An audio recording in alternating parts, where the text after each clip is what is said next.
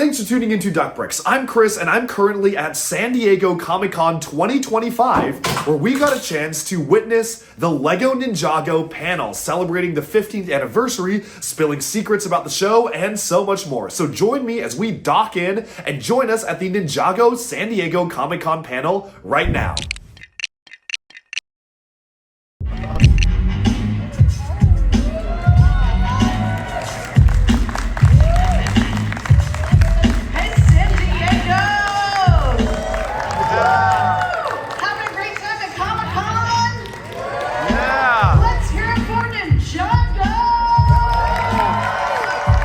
My dragon is rising right now. Whoa. Yo, it's Ninjago! Ninjago! Ninjago. Put our hands together.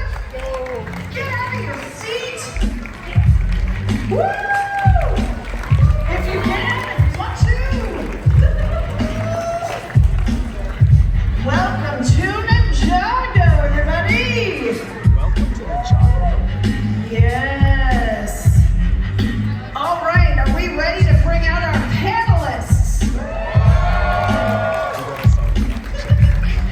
All right, we can cut the music. Put your hands together.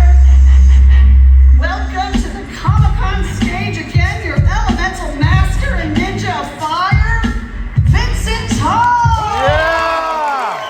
Ninjago. What's up, guys?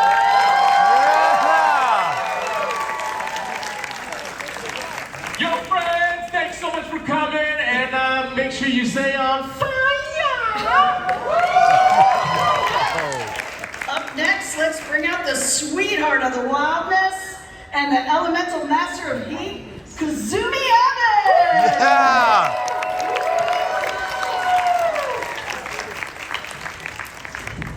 Coming next to the Comic-Con stage, the world's greatest head writers that have ever existed in any realm, Doc Wyatt and Kevin Burr. Doc Wyatt! Doc Wyatt! Yeah! And returning to the stage, last but certainly not least, LEGO executive producer Ryan Burr.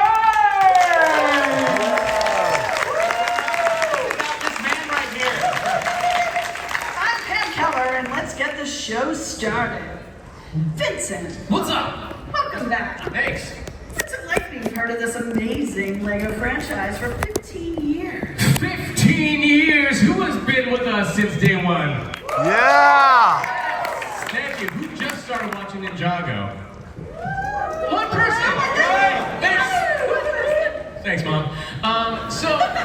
It's been an amazing journey for me to be, I had the very first line in the very first show, in the very first episode, and it was like a pilot that we were recording, and we didn't know if it was going to be anything, because it was like, we got there and like, well, this is a LEGO cartoon. We're like, LEGO doesn't make cartoons, this is weird. And it was really strange because I spoke like this back then, I don't know why.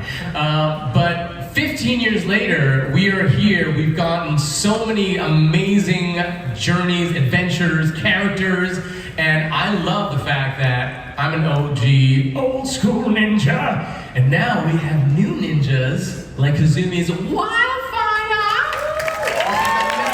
So, just for me, I'm just so blessed to be a part of this show, and so happy to be your fire ninja for so many years. And let's do 15 more, y'all. Yes! Kazumi, welcome to the stage for your Comic-Con debut. Thank you. Can you share with the fans a little bit about what it's like being such a strong female character? Oh, it is such an honor because, as you all know, Ninjago is traditionally a very male-dominated cast. So to have a strong female in there is just wonderful, because I think Wildfire, she's so multifaceted. She is so unapologetically herself, and she just goes for what she believes in, doesn't care what anybody thinks, which can make her really hilarious and funny on one hand, but also really spicy on the other. And I kind of like that about her. Yeah. I love that. Doc and Kevin, do you have a favorite scene in Dragons Rising? Scene 3, Part 1, which you can catch right now. Oh, geez. Season 3, Part 1. Yes. Well, my favorite scene in Season 3, Part 1 was when you enter the Land of Lee for the first time. And if you haven't seen it, I won't ruin it. That's part 2. No, it's in Part 2. Oh no! Good thing I didn't ruin it. Okay, that was not my favorite scene. Watch the scene from Season 3, Part 2 is like, you'll see that soon. Speaking of Season 3, Part 2, you guys want to talk about, like, when we can Season expect to see 3, it? Part 2 is dropping in October, right? So everyone's gonna check this out because we have so many cliffhangers that between Part 1 and Part 2. Like, what's the real deal with Aaron and his parents? Is Aaron ever gonna rejoin the team? What's going on with Jay here? Will they go to the Land of Lee? Yeah.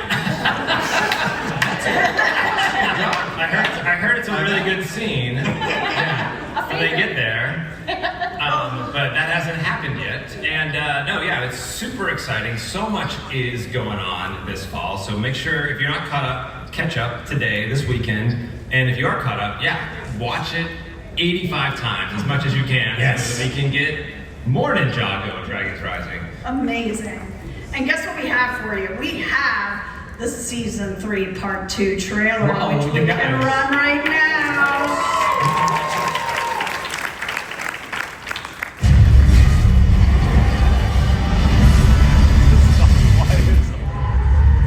What is that?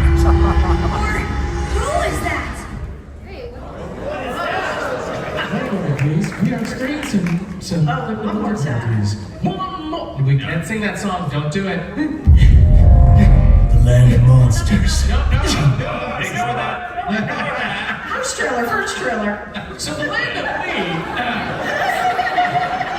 was not bad. That was a Ninjago true moment. teaser. Yes. First trailer. Yeah. 3 times a charm. Okay. Have you tried turning you on?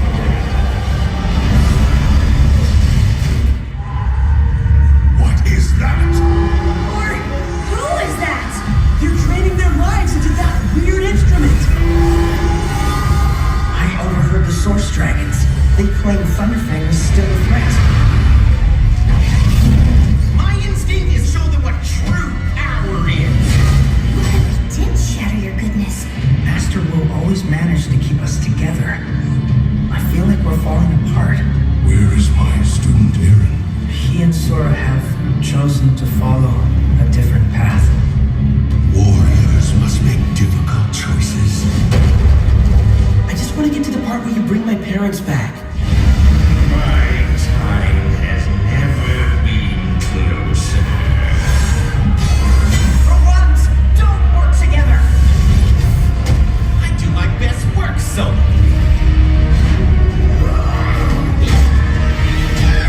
Buckle up.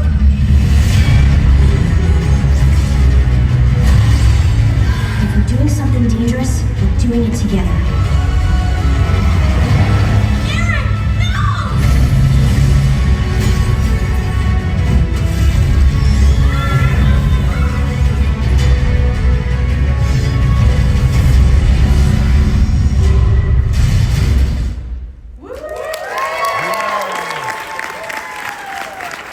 Very exciting. So, Ryan Burns, Hello. I heard you have a special announcement for the fans. I do.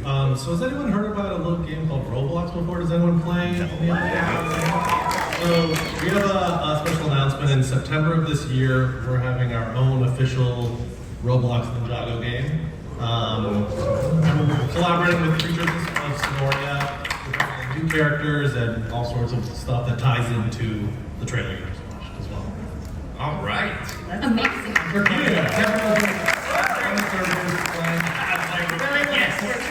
Yes. My kid's screen time allowance is about to go up. Okay. Vincent, Yes, that's me. you were featured heavily in a series that premiered in June called Ninjago Legends Monstrosities. Monstrosities. Not sure if the fans out here have seen it. Is You guys like that? That's heavy.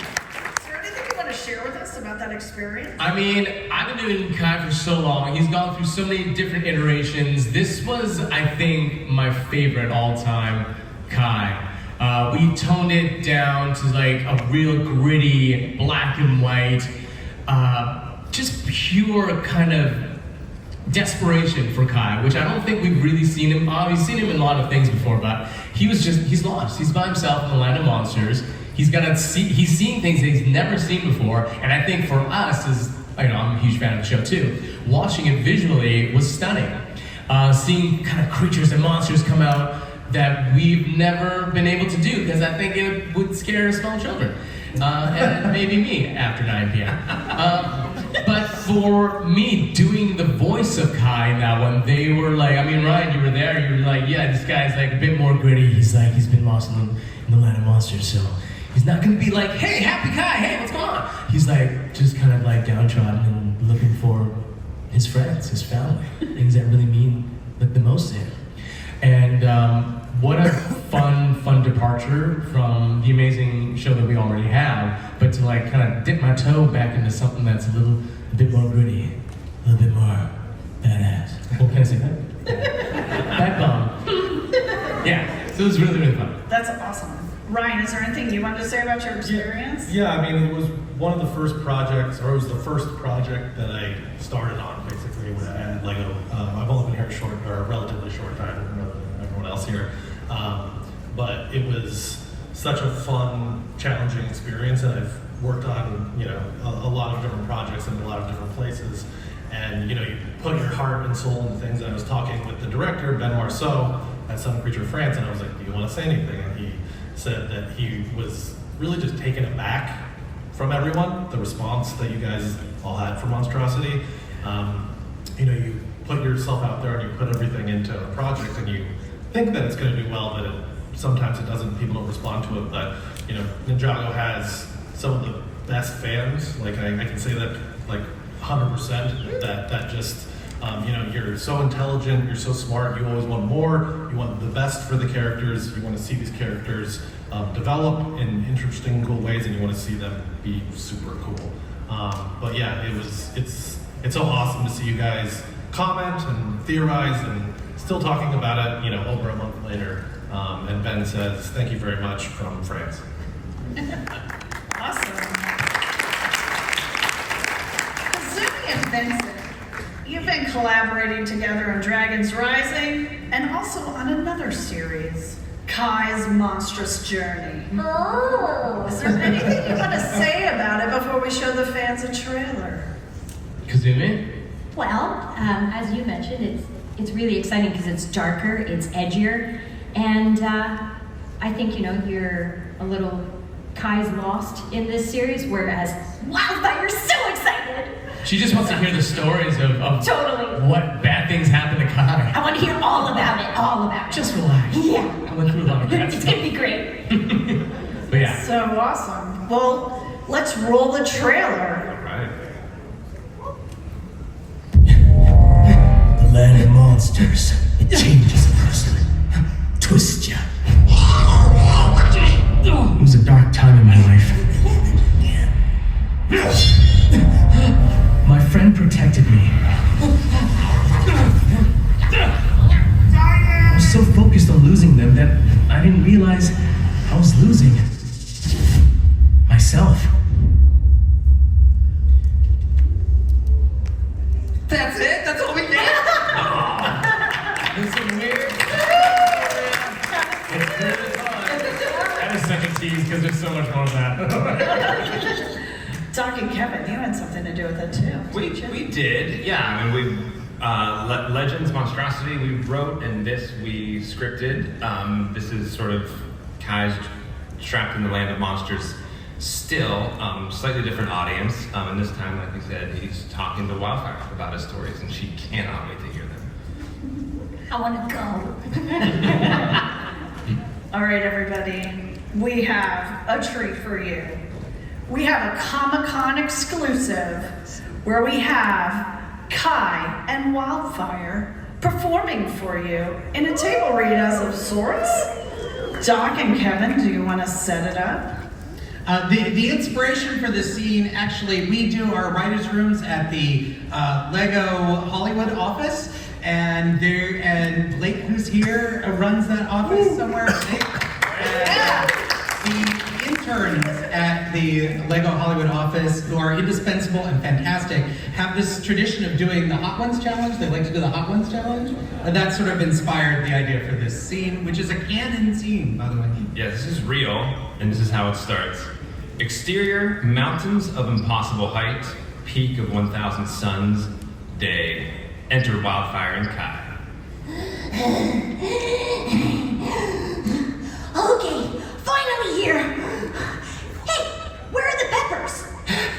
They're not gonna just be lying around, Wildfire. You have to hunt for them. What?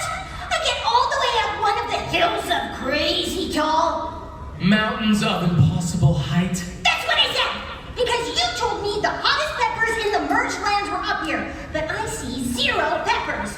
Oh, was this just a trick to get me to hike? You know I hate hiking! You evil genius. No trick. The scroll said this was the peak of 1,000 suns because of the tiny orange peppers that grow here. Tiny? How can they be all that hot if they're tiny? Hey, small things can pack big punches. Trust me. I know. Well, they're not here. You sure that scroll was right? Could be fake. That Julian guy, he's been selling scrolls about how to turn into a dragon. And guess what? Fake city, population fake 101, a total ripoff. Even if you tried to follow the directions over and over again. Which is what I heard from someone, not me. Julian's the least trustworthy person I know, and I've met Lloyd's dad. Oh, garbage on this. What kind of idiot would buy anything from him and expect it to be real? Yeah, nobody would. Nope, not me. Well, this scroll was in our library, which was founded by the monks who built the monasteries. Master Wu used to say he bet his life on the truths in any of these scrolls. Why does the monastery have scrolls about peppers? Aren't they all about, I don't know, training, ways to meditate, ancient legends of tombs with magical powers and junk? Well, that's there too, but Wu said all knowledge is important. I found the pepper scroll in a rack of botanical scrolls, like how to grow tea leaves. Well, maybe Master Wu used to make hot pepper tea or something. Most tea is warm, weak garbage water, but that sounds like tea I could get behind. Okay, let's look for these tiny peppers. But if we don't find them, I say we burn the scroll library down in revenge. Whoa, Wildfire, revenge isn't the way of the ninja. Then we'll only burn half of it. For fun, not for revenge. Yeah, Lloyd would love that. Nothing makes Mr. Green's stuffy pants happy. He's the elemental master of angst, and he's ready to kick us out anyway because of our fire versus hot challenge. Yeah, what's his deal? All we did was challenge each other to taste the hottest peppers and to see which one of us can take the most fire. You mean which one of us can handle the heat? I was sure those Devonian skin blister peppers were gonna take you out. The elemental master of fire? No, because look, they're basically half step up from the land of Lee's candy mushrooms, which we don't know about. But I thought those Shintaro Shishitos were gonna knock you down for sure. Those weak sauce peppers couldn't get the master of heat to break a sweat. You know, I think Lloyd's just jealous because he couldn't even take a single bite of a hybrid jalapeno. He's all, enough! Stop this stupid challenge right now! Ha ha! Nice Lloyd! Hey, check it out. Kai, how come you're so cool all the time? It makes me super jealous. I'm green with envy. I think you should have been the green ninja. What? You guys wrote that? It's crazy. Yeah, it's crazy. Hey, look! The 1,000 sun peppers! Where? Under there, see? Beneath the shrub. Look, lower. Oh, yeah. Okay. Jeez, these really are tiny. You sure these are them? Small, round, bright orange peppers on purple vines, just like the scroll said. But, I mean, they're tinier than tiny.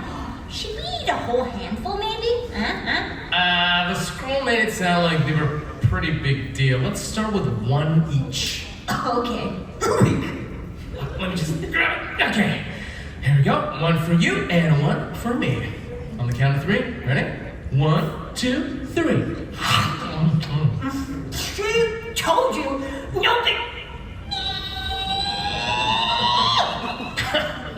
Sorry, are you feeling it already? Because I'm not getting.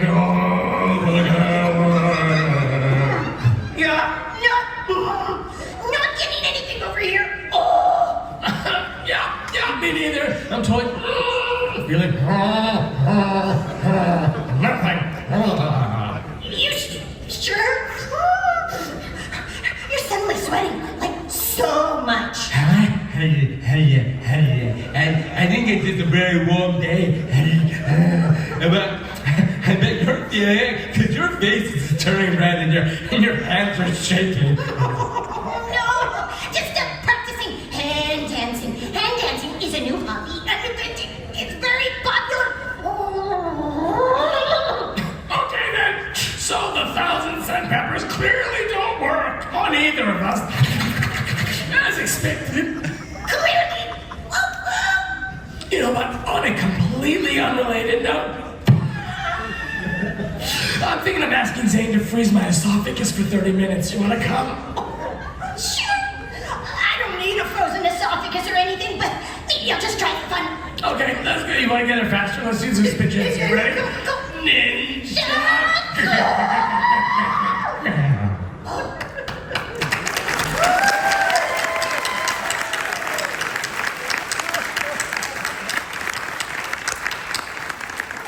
That was so great. Ryan, I think you have another big announcement for the I do fans. have another big announcement. So, since we had such a great reception for season 3, we are officially announcing the green light of season 4.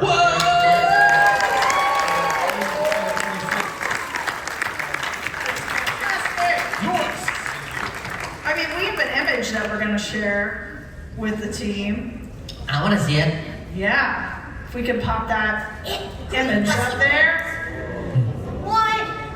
What's going on with his hair? Yeah. So this is a teaser for season 4, and it's a merge of various different designs from the past, present, and then the future. And I think it's like a great symbol of our 15 years of like what we've been doing, and getting ready for our 15th year anniversary next year as well. So look forward to season 4 of Dragons Rising, and more stuff under the Ninjago Legends banner as well. So look forward to that in 2026 too. That's awesome.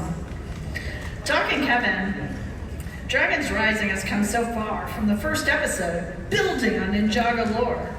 What can you hint at about what's coming next? You're thinking about the future a lot. We might go to the land of Lee. We are, I will say this, we are getting to explore some of, in the future, some more unnamed lands, former realms, some of the unnamed realms, and we're gonna push the ninja not just into places that are geographically different than they have ever been before, but to push them into some emotional places where they've never been before. So sorry, guys. Let's go. That's amazing. Well, I think we have another image that we want to put up here and share with the team. Ryan, Nice. So, do you want to say something about So this? this is our Strike of the Serpentine novel, and it's launching in February of next year. And it's going to be a Serpentine war story following the Elemental Alliance, and it's coming from Antique Publishing and Skybound Comics as well. So look out for that next time. That is so great. I think what we want to do before we go into questions, we want to get a really epic photo of all y'all for the 15th anniversary. So we want to do like a selfie of sorts. So let's bring out Kai. The other Kai.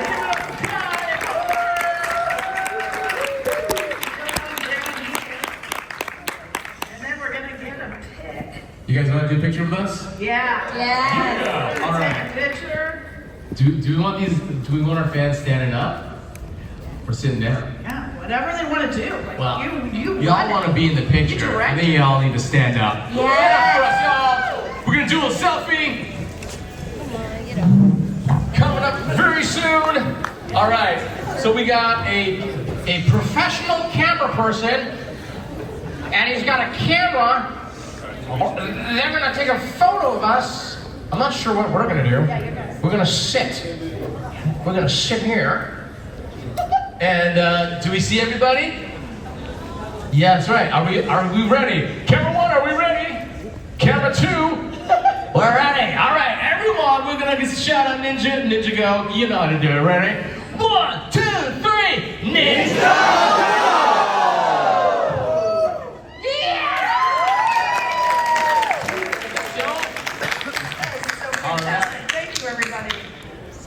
Well, now I feel like, you're really itching to talk to these folks. So we're ready to start Q&A if you are. Does anybody have any questions for us? All right, how are we going to do it? Are they going to come up here? I think there's a All right, there's a microphone back there, y'all. So jump back there. All right. And first question. So what is the thought process between like the new elements? But the thought process? Meaning you're asking creatively as writers what goes into thinking about new elements? Yeah, because we got like some weirder ones like extension. Well, we're still we're the story we're telling with the merge and how the merge happened, which eventually which is unfolding currently. With the merge happening, we wanted that to really mix things up. We wanted to get to some places that you wouldn't have expected, and when you learn more about the merge and what was going on, we wanted it to be unstable, let's say. And so that's why we really mixed it up. We're always looking for something that's just going to be cool as well. I mean, what sort of power would you want that you don't even think is a power? And that's where we get to things like technology, It's where we get to things like, so that's part of our creative process. It's like, what do we want to, there's not a lot of elemental powers that are boring or don't do much, so we try to find something fun. And that's why Wildfire's power was so close to Kai was because we wanted to tell a dramatic story with Kai. What happens when Kai is told there's someone who has a power very similar to yours. What? And how does he react to that? And how would two red ninja, get along or not get along? And what the drama... Firefight spot? Yeah, what that character dynamic would be like. I've been pushing for elemental powers of pizza, but these guys are not. Yeah, we'll get there. We'll get there. Yeah. Thank you. Next question. Hey, I am a big fan of Dragons Rising. I absolutely love Season 3, can't wait for Part 2. My question is, what species is Zard?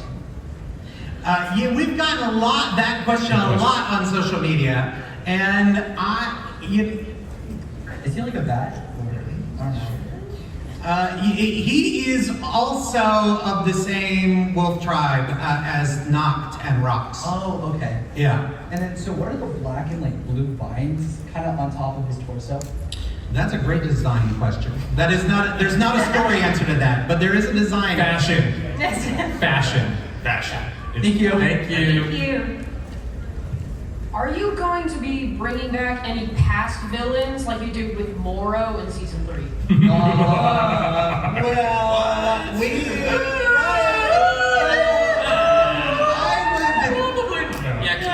the show. That's a tap That was the best answer ever. I enjoyed that. First of all, I agree with the elemental power of pizza. Hey, there you go. Thank you. Another one. Good. Great. All right.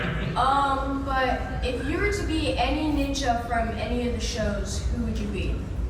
Oh. Any of the shows. I would be Kai. Yes. You know what? And maybe I would be Wildfire because one, our dynamic, we do the same job. It's slightly different. And also I've said this before, but anytime we're writing a scene and I'm like, this scene's just feeling a little dull. Wildfire shows up and it's so much funnier, it's so much more enjoyable. And I like to think I bring that to our partnership. So there we go. So maybe that's us. Maybe we're the red ninja. There you go. Thank you. I would be the brown ninja. Darren. I miss Darren. Right? We got brown ninja fans. May favorite. Well, you must have read my mind because my question is about Darren. Whoa! Yeah, how many Darren fans we have in the audience? Last year you said he would return, and he did, but you broke his hopes and dreams on stage, on air. Yes. Oh my goodness. We didn't say it would be good for Yeah, we didn't. Yeah. It was horrible. I mean, you just dashed him on the rocks there. Yeah, thank you. So my question is, with the return of Legends and season 4, is there any chance that you'll be able to rebuild his hopes and dreams and bring him back? Okay, so I should be clear. You're asking if we could do an aged-up, sort of intense Dareth story? Is that what we're doing? Well, we just see I'm just any putting it out return of Dareth. Anything Dareth. Listen, I will tell. We can't really. I mean, our boss is like watching us right now. But I will say this: that in Ninjago, anything is possible, and any character could come back at any time. Because everything is awesome. And I have a little gift here for you. I've got some brick tools with some brown bricks that you can use To rebuild his bricks and his dreams and his hope. We'll take. Thank you. That's awesome. Thank you. I just wanted to say, you guys are so amazing and have like made my childhood. But I wanted to ask, in season 5 Possession, when Lloyd and Moro are like tumbling through all of the 16 realms with the realm crystal, they do like enter like the land of Chima for a little bit. Yes. Is there any possibility that like the ninja could encounter like Nexo Knights or Chima or any of the other Lego shows? Okay, so Chima is in the wildness, so that is canon to the show because of that sequence and because of a man named Tommy Andresen. However, Tommy Andresen, who is sort of our mentor and hero, and one of the founders, one of the very sort of fathers of Ninjago, He's that old. He was very clear with us that Nexo Knights is not one of the realms. No! Also created that show, and he told us it isn't in the realms. So we will honor our mentor's wishes, and Nexo Knights is not going to be one of them. I'm gonna sneak Gesture over there somewhere. Gesture's gonna come in. It's a great show. We love it, but it's not one of the realms. Thank you. Thank you. Thank you. Hello, huge fan of the show. Hi. Thank you. So in season 2, some of the ninja learned this new power called Rising Dragon, right? And it's mostly used to counter the Forbidden 5 Shadow Spin. Yes. But is it possible that it could be used for something else, such as just short distance flight like Air Jitsu or something similar to that? Like opening cans, your Rising Dragon can open. Yeah. I mean, there are other viable uses of Rising Dragon, but it takes a lot out of you. Like, I mean, if you had a choice of Rising Dragoning up a hill or walking up a hill, you would choose the walking because there's a cost to a toll it takes on you to Rising Dragon. So really, the most effective way and the best way to use it is to use it against Shatter Spin. But you are right, it can be used for things besides just fighting Shatter Spin. It doesn't only come up then, but it is the most useful way to do that. I would use it in real life to open jars.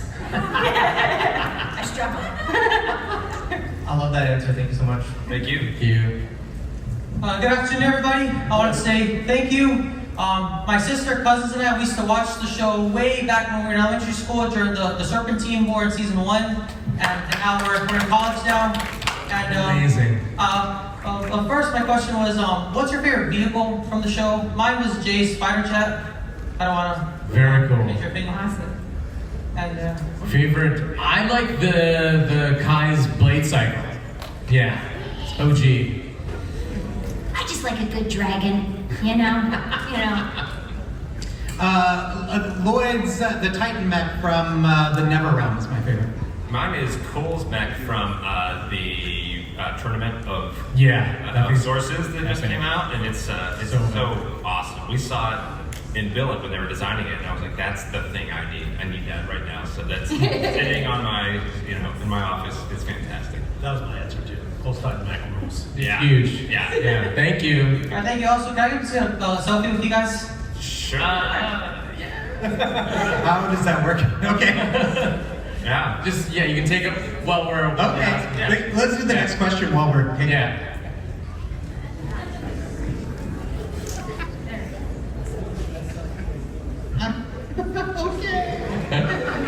You can ask your question. We're listening. Yeah. Oh, Thank you. Thank you. you guys are one of my favorite shows of all time. and Yes. I also agree with the mental pizza thing. Woo! I also agree with That's that. good for pizza. He's making it a thing. They're all trying to be writers of the show. Yeah. I paid these people. Question of hang on. It's okay. We had a selfie interruption. I'm nervous too. Yeah. Give me a second. Is it about Kai's hair? Well, it takes about 30 minutes. Oh, sorry. Let the person behind you go while you remember. Take a second. Yeah. And you come right back in. Hi. Hi. I was wondering, correct me if I'm wrong, but I believe there was a 1-year time skip between seasons 1 and 2. So I was wondering why the ninja didn't look for Aaron's parents during that. Well, the actual duration isn't established. Yeah, we didn't establish that, but that. I don't know if that was a stealth trick to get us to canonize 1-year time frame. No, but that ended up being a story point, as you know. Like Aaron grew frustrated that they weren't trying to find his parents. But being a ninja, there was a lot of stuff that came up, and Lloyd feels now that he should have prioritized it, and he didn't, and there's a price for that. And we think that's super relatable. We all have things we wish we were doing, and life gets in the way, and so we very much wanted to make that part of Aaron's frustration as well as Lloyd's frustration. He's trying to be everything to everybody. Thank you. I remember now. Yes. Okay. All right. Welcome back. Why is there a little bit of red in Aaron's Spinjitzu? Why is there a little bit of shatter spin? That's Smart. You're paying attention. We cannot reveal why it's there, but we can reveal that you should pay attention to detail. I think that's important that you notice that. Yeah. Bravo. Oh, one more thing. Sure. Can my mom take a picture? Oh my gosh. Yeah. Okay, sure. Okay. Hey, that's mom. Hi, mom. Okay. Got it, thank you. Yeah. Thank you. Oh, she's got it. Now she's here. She's going to be in it. You should get her in it. She's more important. Got it. All right. Thank you. Yeah. Hello. Hey. No. Okay, so first off, are we ever going to see Lloyd's parents again? Not in the immediate future. Okay, and 2, if you had to choose a Ninjago villain as a roommate, who would you choose? A Ninjago villain as a roommate? Oh. As a roommate. A roommate. For me, I mean, I feel like, he would be a jerk, and I hate every minute of it. But I feel like Rapton would be the most fun guy to hang out with, no doubt. I would pick Rapton as Kevin's roommate too. I would pick Garmadon because I feel like he'd take care of my fern. I would pick Pythor because I think he's hilarious. I would pick Ross just because I'm always imitating Brian Drummond's voice in sessions. Can you do that? Did you do Brian Drummond? Please. No, he's like, I'm Ross, and I'm always like, I'm Ross. I think you're It's very higher. poor, but I He's try. Brian Drummond. Thank you so much. That goes for Brian too. Oh, I wrapped in as well. Oh, yeah, that's right. Rapton. Thank you. Thank you. My notes are more wrapped. That's right. That's his executive role. I got 2 questions. First off, I was wondering if there's a Ninjago Legends administration in the works, like the story exploring Jay's past. What an exciting idea. That's a good idea. I think someone should write that. That's a good. But we can't answer questions like that, so. All right. I'm deeply into the administration though. I once worked there briefly. That explains so much. Yeah, it does. And then second, I was wondering, Vincent, if you'd be willing to sign some cards. Yeah. Well, come see me afterwards. Thank you. Hello. Hi. Hi. You guys are like my favorite people ever. You guys are so cool. Aw, thank you. I have. Oh my gosh, I'm spacing out. That's all right. It happens every Take a time. moment. Happens to me up here. I'm like, I don't know what the line of Glee is. I'm constantly confused. I got it. Okay. This one's for Vincent. Hi. What is your favorite line, from Masters of Spinjitzu? Because my personal line that you said was, of course I'm at the hospital, my hair is sick. Sick. That's right. That's right. I liked. It has nothing to do with anything, but I liked it. I think we were in some sort of lost realm of garbage. I forget what it was, and I was like, foil. Yeah. I found foil. Yeah. I have foil. And I was by myself, and no one cared. But he was very excited to find foil. I still don't know why, but he was very thrilled. So that was one of mine. It's okay, I care. So. Thank you. Thanks so much. Hello.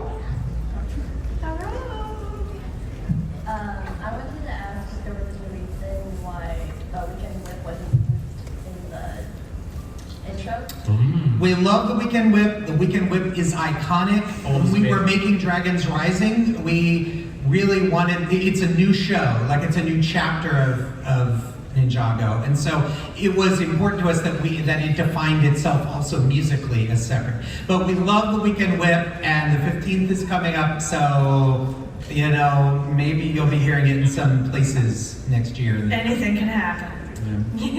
Thank you. Thank you. The fold rules. Fold rules. If you want to be a villain from the show, which villain would you be? Which villain would you be? It's just Rapton. I just feel like Rapton is just everything that I wish I could say and do, and I can't because of society. And so that's just the most enjoyable villain to write. I feel like is Rapton. I'll because of the mech shorts, I'll claim Labo. I found out, I will count him as a villain. I found out, we were giving once a press interview in Billund, Kevin and I found out during that press interview that when Kevin writes Labo lines, he's thinking of me, of my voice. So I would be Labo because I guess I have him. I was hoping to keep that secret for a long time, and then it just came out. Labo is done. But he's not always a villain. He just was brief. It was a brief flirtation with villain. Just like you, Doc. Oh, no, you can we can all be Labo. We can all be Labo. I enjoyed being Blecht. That was a very fun. Do you remember Blecht? He had ledgers and pens and books. Very boring, but I did enjoy freaking out at the end when he voiced it and was yelling at Ruby. Yours? Yes. Anyway, that was more for me. What did you do to Jay's hair? Listen, I will tell you something. In no script did we ever write Jay has a ponytail. Yeah. That was not a script decision. So if your ponytail angry, we were as surprised as you were always. But not that I don't love it. I mean, it definitely separates things out, but don't blame us. Yeah. That decision was made before I arrived, so I would never let that happen. No one wants to take responsibility. So much bug passing, right? He looks more like Unagami now. It does look a little Unagami-ish. Maybe he's stealing some vibe. What are the new plans about the new Legos this season? New plans of the for Lego sets, the toys. We don't. Yeah, right. I mean, look out for the release of them. We can't talk about it. They're going to be fantastic. That's a question. Yeah. I'm sorry, we don't have tons of information about the sets. Thank I you. apologize, but I do know they're going to be awesome. They're going to be so great. Each sold separately. Thank you. Thank you. And my name is Andres. Andres. All right, I have two questions. One's serious, but I don't think I'm going to get an answer, so I have a funny question. Okay. Are we ever going to learn who Wildfire's parents are? Well, the Wildfire's origin is a fun story that we're saving. It is not an immediate priority of Dragons Rising. It is a story that one day I'm positive will unfold, but it is not an immediate Dragons Rising priority, right? We did not want to make. We have so many stories about the ninja dealing with their history and their parents. Right. And one great thing about Wildfire is that she's so in the moment and so who she is. And we didn't want to angle her story with some heritage sort of thing. We wanted to be like this. And again, it's out there. It's a mystery. We have, we know what the story is, but it's not. We want to be in the moment. And I think that the Kazumi absolutely just like the character never comes up and says, "Where's my parents?" I mean, she's just living in the moment. Yeah, I in real life I have several different friends who were adopted. And some people who are adopted, I mean, anecdotally I know from my friends, some people who are adopted, they have a quest and are we supposed to be able to read that? I cannot read that. 15 minutes. 15. We have some people immediately, they want to know the roots and they have this quest to go on the roots. But I have a friend who was adopted who is just not even curious. Like it sort of doesn't matter. And I feel like in the media, a lot of times when a character is adopted or raised by non-biological parents, there's a fixation on finding who the parents are. And I think it's cool to also represent those people who grew up adopted, but who are comfortable with who they are through the adoption and not on that. And that both of those things are fine depending on the person. So I love that Wildfire is like, I'm a dragon. And isn't really even thinking about where she might have come from right now. That's beautiful. Awesome. I'm still gonna ask my funny question. It's to Vincent. Oh, sure. Are you still salty that you're not the Green Ninja? You just heard it, man.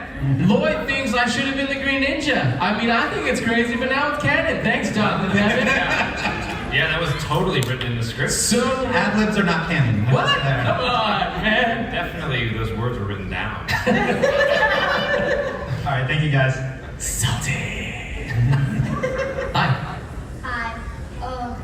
I was wondering if you have any memorable awards from the Ninjago show. Memorable awards. We haven't won anything. No, we've won a few Leo Have we? awards. Well, that's good. The joy we see in children's eyes when they Yes, talk about that's our greatest reward. That's our greatest.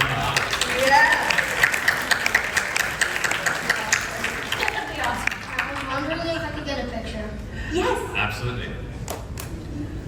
All right. We know this. Is that what I think that is? Hello there. Hey. Where's Where's the camera? Where's the It's over camera? there. Oh, there we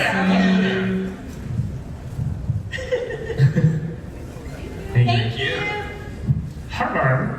All right, Doc and Kevin, I have a couple of quick lore questions. First one. So this is one question. Duckbricks, and he's nailing us down. I will make it count. I'm told I get one question. So my one question is, we've seen the wildness a lot in different forms of Ninjago media, and we've seen it throughout different time periods. I'm curious if you plan to ever explain when the events of Legends of Chima took place. Maybe could time have worked differently in that realm, which is why we don't really see those characters again. I'm curious, do you have a plan to explain what that happened? So we did have to establish those facts in order to know what we were doing with the Dragon's Rising scripts. But the Chima and its connection to the wildness and the history of Chima is not an immediate priority of Dragon's Rising. It is just not the. We think that story, we have that story. We think that story can unfold, maybe across publishing, maybe across other places. But we are driving towards something with Dragon's Rising, and it is not bringing us to the floating island right now. Fair enough. Thank you. Thank you. Thank you. Hello, I'm Lucas. I'm 19. I've been a huge fan of Ninjago for so long. Awesome. I have a question as well about, are Chima and Ninjago going to be collabing? Are they going to be collabing? Yeah, is it going to be like a crossover kind of thing? That's probably a Ryan question. Maybe not so much as what is already established in canon right now. Right. They got a lot of plans for the 15th, but I think it's not a collab. Oh, okay. Also, if all of y'all were to pick your own power for any of the shows, what would it be and why? Pizza. What? You know what? Another one for pizza too. Yeah. No. I'm paying so many people. Also, I'm on board now. I've decided. Hey, Kevin's on board. Pizza is it. Yes. That's my power. That's so funny. Thank you guys so much. Thank you. Pizza's all right. All right. So, as somebody who was a diehard Ninjago fan from day one up to about the end of the Ghost season when Garmadon gets trapped on that ghost ship, I haven't really watched at all since then, but I want to get back into it. Oh, welcome home, my friend. Welcome home. So where to start? Well, listen.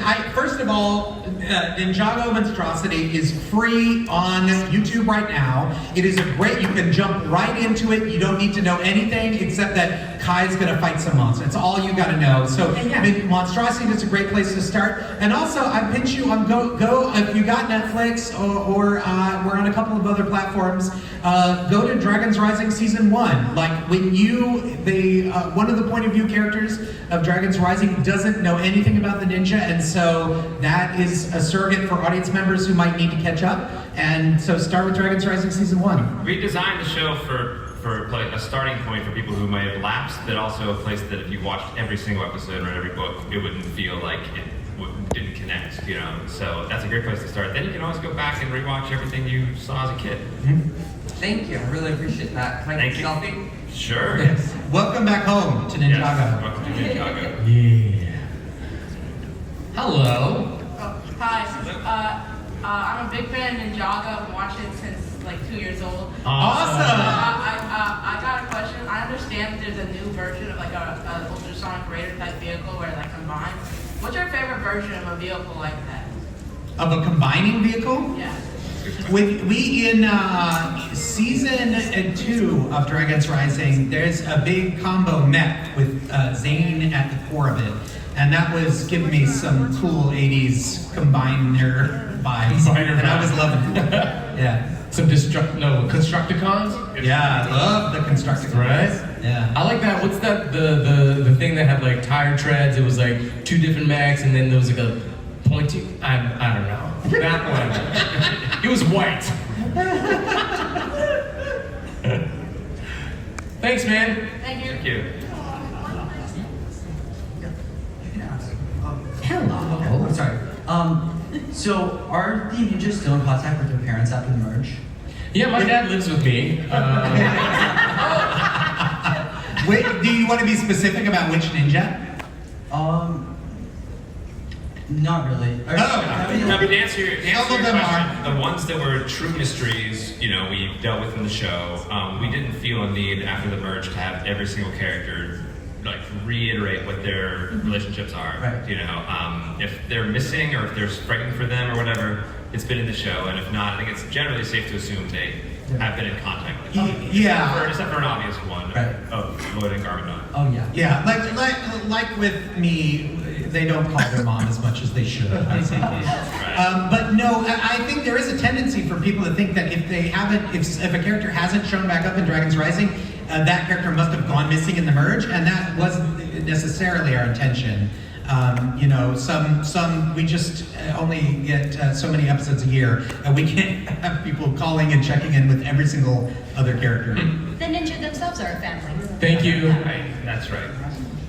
Thank you so much. Thank you. Yeah, so my question is, if, so by the time I got to like season 4 or 5 of the original show, I felt like I could pick any 2 of the original ninja and I could describe the connection between them, right? So I guess what's your thought process between doing that for the new ninja, Aaron, Sora, Wildfire, Frack? Of doing what? I'm sorry. I guess like developing the connection between like every pair of them, if that makes sense. Developing the connection. Like what the dynamics are with each other. Yeah, I mean, I think that I was saying this earlier. We're trying to find spaces that characters haven't sort of been in before. That was one thing about when we created Wildfire. We didn't realize we didn't have a character like that, and it filled in a space, right? And so Aaron and Sora are like that. We came in, we were like, one's gonna have cat energy, one's gonna have dog energy, right? One's gonna be a super ninja fan, one's gonna not be, and how they play off of each other. Then at the heart of the show is mixing them up and putting them in these weird places, you know. And Ryan just announced season 4, and the season 4 gives the younger ninja, in particular, a lot of space to develop the vibe between them. All right, thank you so much. Thank you. Can we get a selfie? Sure. Hello. Hello. I have a question about the skit you did. How did Wildfire do spinjitzu? We did. That's why we couldn't do it. We literally were like.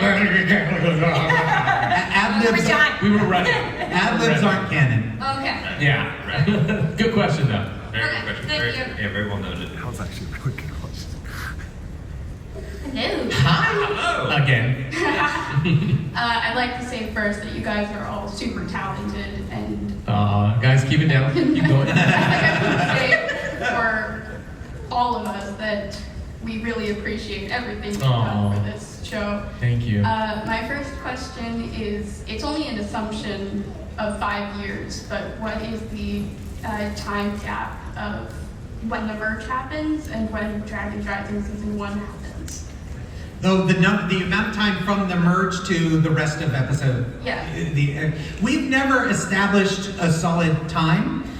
We've also never really established how long years are in Ninjago and how long they were before the merge and after the merge. So I'm afraid we can't give you a definite clock on it. It's more about the sense of how long has passed. We sort of have on the show use sort of comic book time passage, you know, like there's no way Peter Parker's been in his 20s for 40, 50 years, right? So we, it's been, you know, it's definitely been months. It hasn't quite been years, perhaps, but we haven't established that even in detail, you know? Yeah, but we get a lot of questions about timeline in Ninjago, and we can't just basically assume the timeline we're familiar with on Earth and how time passes on Earth is how it passes in the realms. Right. In the merged lands. Yeah. Second question. Oh, sorry. Okay. Thank you. Thank you.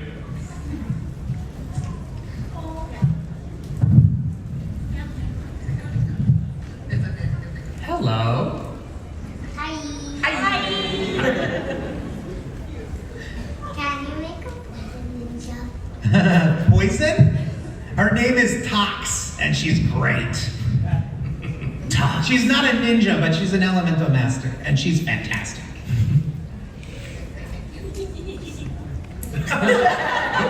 I'm good. Last question.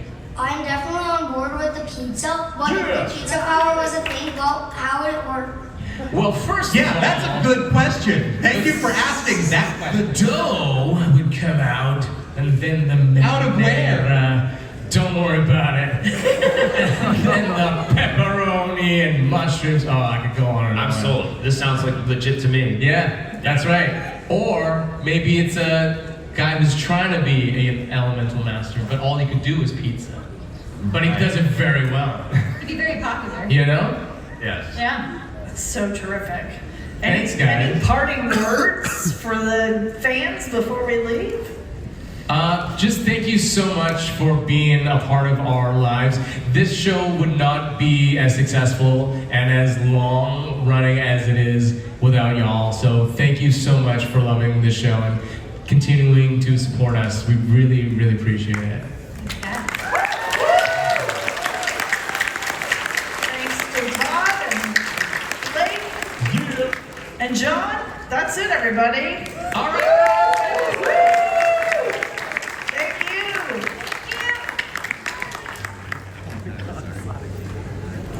Doc Wyatt